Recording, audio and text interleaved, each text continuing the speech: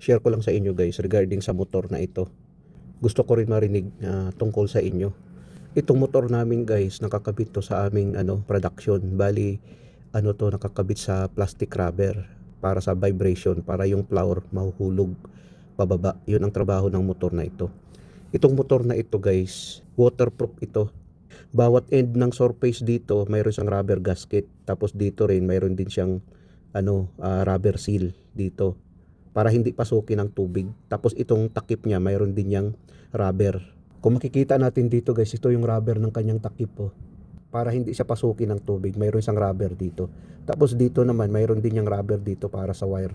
So, hindi talaga siya pinapasok ng tubig. Nung binuksan ko ang motor guys, tumambad sa akin. Mayroong tubig yan dito. Pinunasan ko lang Pati dito rin nagkakaroon niya ng tubig. Itong round na ito guys, mayroon niyang rubber. Parang o-ring na nakalagay para hindi siya pasukin ng tubig. Pero bakit pinasok ng tubig?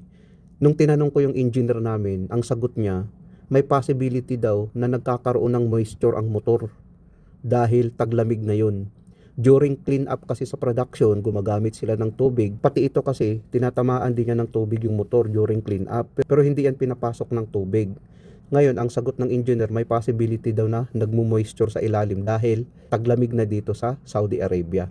Ngayon guys, kung kayo ang tatanungin, tama kaya yung sinabi ng engineer namin na may possibility na nagkakaroon ng moisture ang motor dahil taglamig na dito sa Saudi? Paki-comment nyo na lang po sa baba.